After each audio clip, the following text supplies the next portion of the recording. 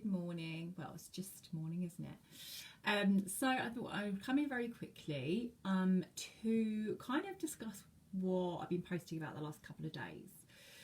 The more you get to know me and this group, you'll know that it's not just about making eco swaps in our business. It is that, and I can give you loads of ideas for that when I support you.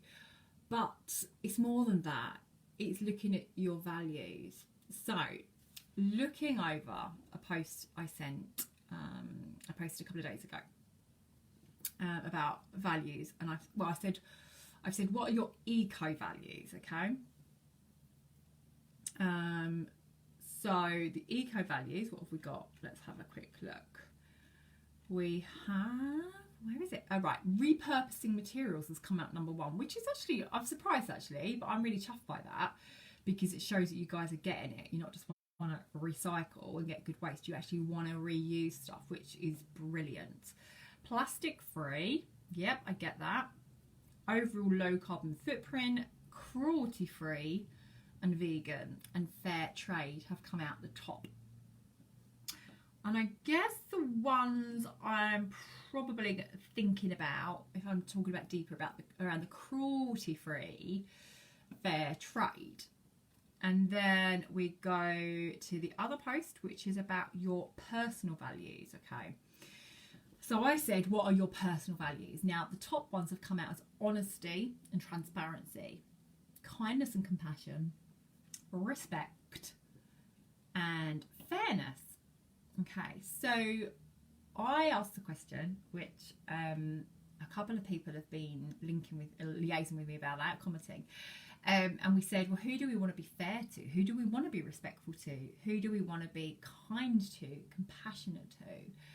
Well, our colleagues, our business colleagues, people we work with, our customers, our clients, our peers, the people we work with, of course, all our customers, like everybody we work with. And of course we do. But what I want you to think deeper about is there are a lot of people involved in our business who you have never met, who you will never meet, who you will never speak to. And what I mean by this is your supply chain. So if you look at each individual product you have, do you know where it comes from, who made it, and the conditions it was worked, the conditions they worked in? And the answer is probably going to be no. Of course it isn't. And it's really hard, I would imagine, to trace things back exactly where it came from. And I guess I'm not looking at this as you know, like working out exactly where it came from. That's going to be a real hard challenge.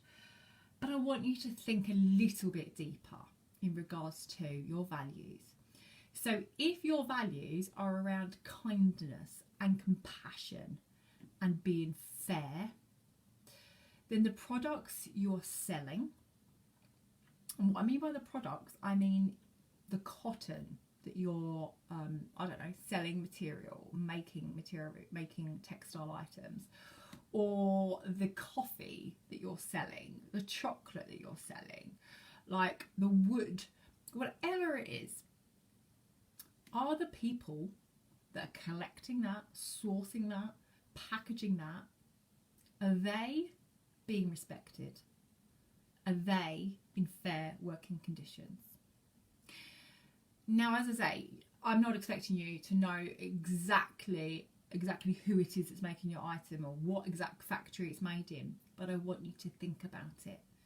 If your values are around fairness for people, for humankind, and you want to be fair to your customers and your colleagues and your employees, then your fairness and your values go deeper in that, because you want to be fair to everybody that is involved in your work. So therefore, you need to be looking at the products that you are using and the services that you are providing.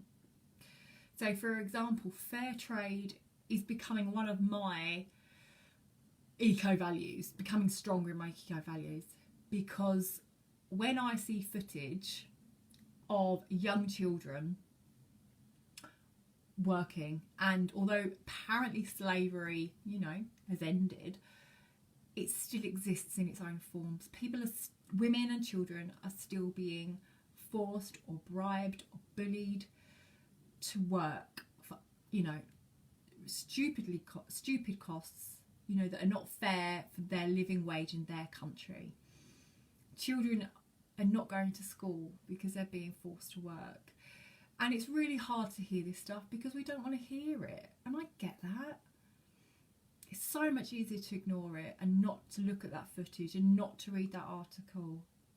But we have to. If we want change and you're on this group because you want change, you have to acknowledge this.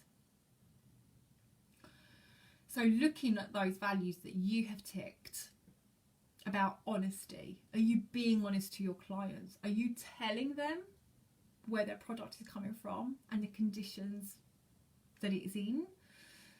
If you're selling cotton, do your customers really know what, you know, how bad cotton is?